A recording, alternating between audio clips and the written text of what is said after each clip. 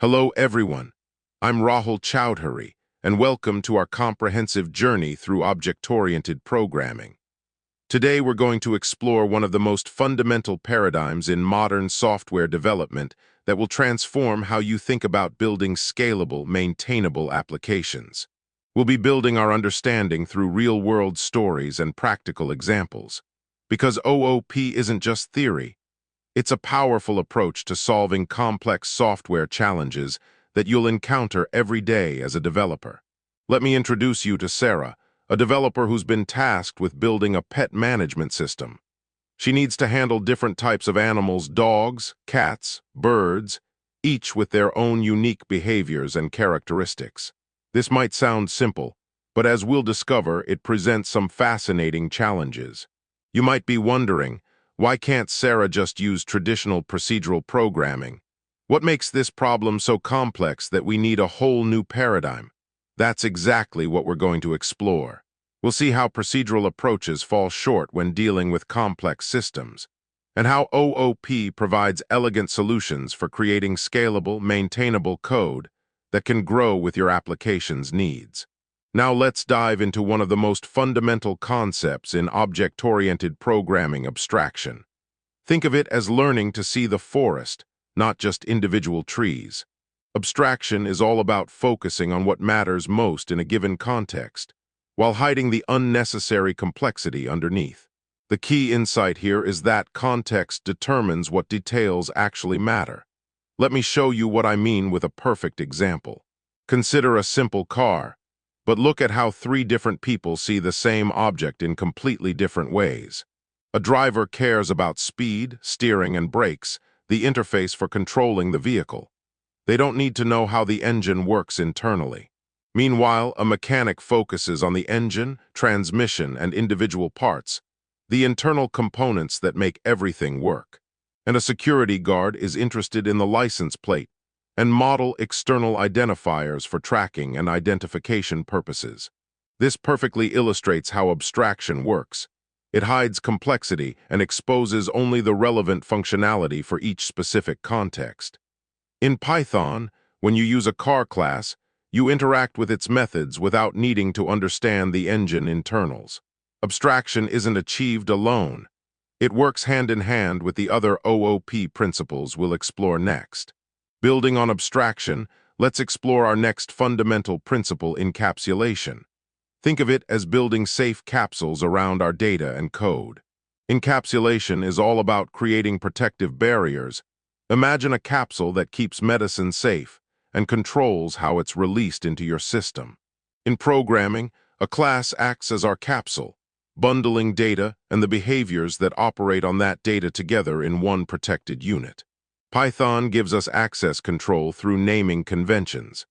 Public attributes are open to all, private attributes use a single underscore, and protected attributes use double underscores for the strongest protection. Let's see this in action with a practical example: a bank account where we absolutely must control access to the balance. Notice how the balance is private with double underscores. We provide controlled access through getter and setter methods that can validate inputs and log transactions. The benefits are tremendous. We get automatic data validation, access logging for security and future-proofing, since we can modify internal implementation without breaking external code. Encapsulation creates robust, maintainable systems by controlling exactly how our data can be accessed and modified. Now that we understand how encapsulation protects our data, let's explore inheritance, one of the most powerful concepts in object-oriented programming. Inheritance is all about the is-a relationship. It allows us to create new classes based on existing ones, forming natural hierarchies. Think about it this way: an instructor is a user and a dog is a animal. These relationships make intuitive sense because the child class is a specialized version of the parent class. In Python, we implement inheritance using this simple syntax: class instructor, user. The parent class name goes in parentheses, and the child class automatically inherits all the parent's attributes and methods. The benefits of inheritance are tremendous. We get code reuse because we don't have to rewrite common functionality, better organization through logical hierarchies, and enhanced extensibility as we can easily add new specialized classes.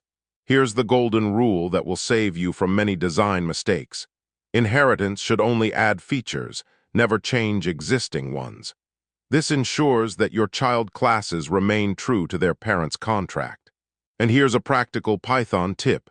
Use the super function to access parent class methods. This makes your code more maintainable and follows best practices for inheritance implementation. Perfect. Now that we've explored inheritance and its is a relationship, let's dive into one of the most powerful concepts in OOP, polymorphism. Polymorphism literally means many forms, one interface. It's the ability to use objects of different types through the same interface, making our code incredibly flexible and maintainable. The beauty of polymorphism lies in this principle.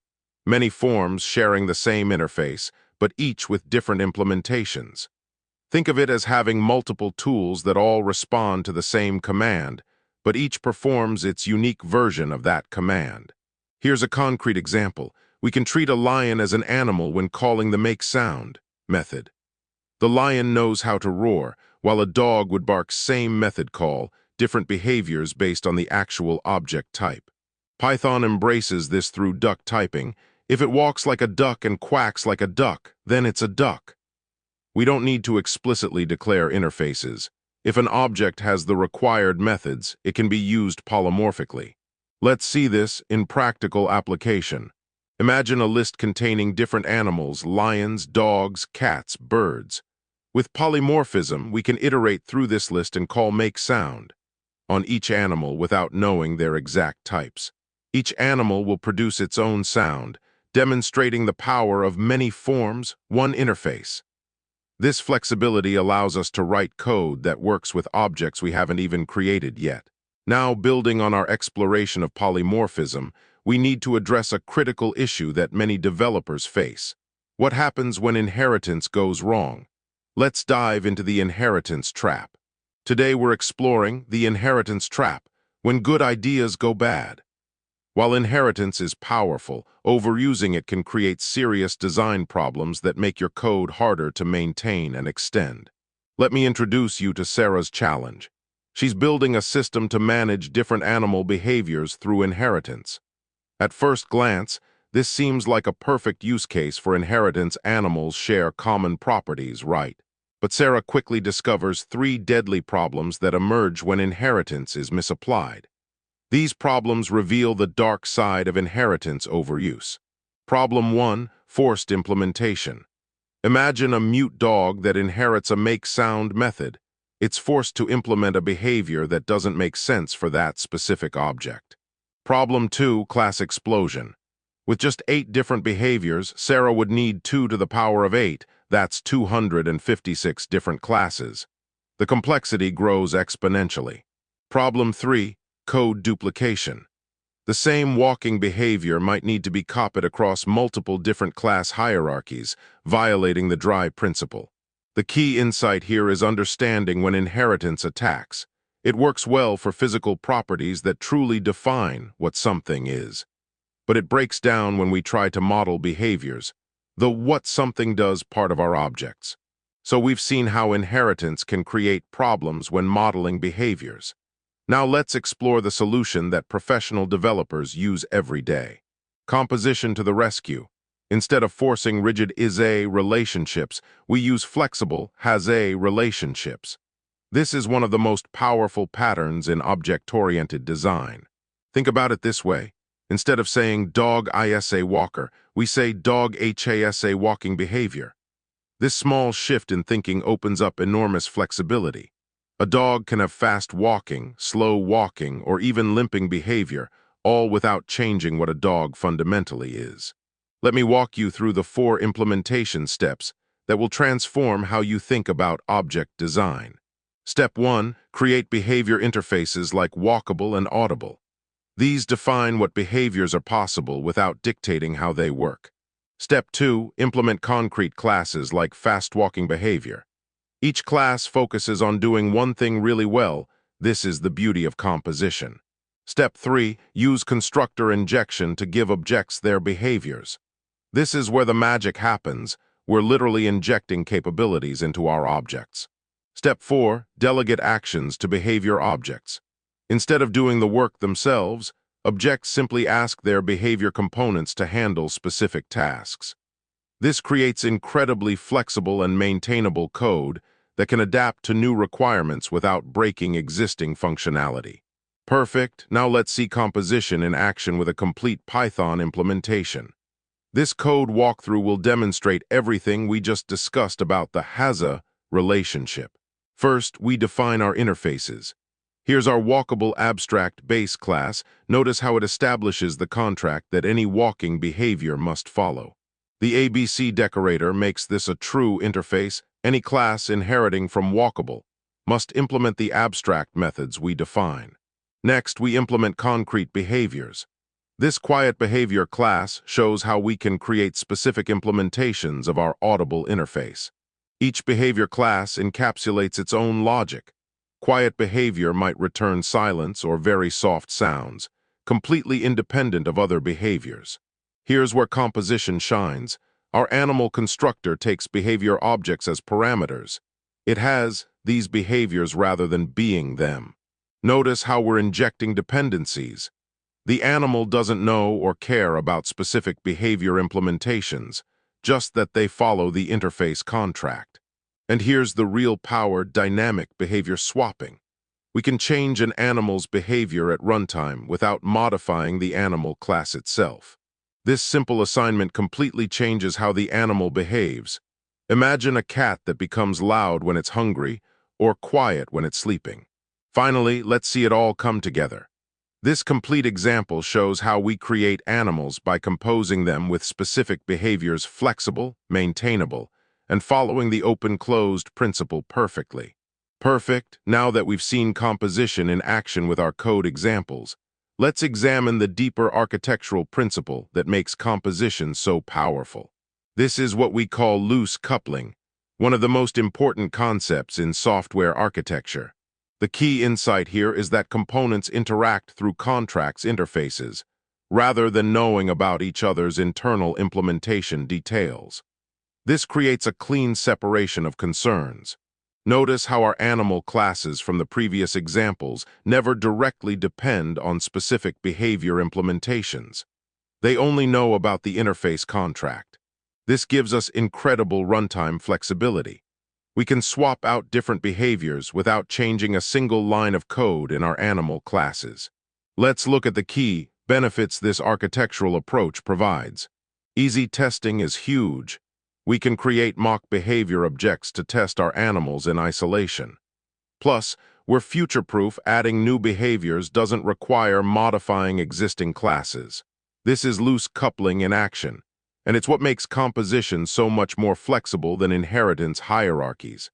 Now that we've explored all the core OOP principles and seen how composition solves the inheritance trap, let's wrap up our journey by consolidating everything we've learned into practical guidance you can apply in your own projects. Remember Sarah's success story from our composition example? She built a flexible pet management system that could easily adapt to new requirements. This demonstrates the power of applying OOP principles thoughtfully. Her system was maintainable, extensible, and loosely coupled. To help you make similar design decisions, let's review the key guidelines we've established throughout this course. Use inheritance when you're dealing with physical properties and true is-a relationships. As we saw with our animal hierarchy, inheritance works well when subclasses genuinely represent specialized versions of their parent class. But for behaviors and dynamic functionality, composition is your best friend. It provides the flexibility to mix and match capabilities without getting trapped in rigid inheritance hierarchies. Before you finish any OOP design, run through this checklist. Have you achieved proper encapsulation by hiding internal details? Is your code loosely coupled so components can change independently? And most importantly, is your design extensible for future requirements? These principles work together to create robust, maintainable software. Congratulations on completing this comprehensive journey through object-oriented programming. You now have the theoretical foundation and practical insights to design elegant, maintainable code. Remember, mastery comes with practice. Start applying these concepts in your own projects. Explore design patterns, and always think about the relationships between your objects. Keep coding, keep learning, and most importantly, keep asking, is this the right tool for the job? Thank you for an engaging session, and I look forward to seeing the amazing software you'll create.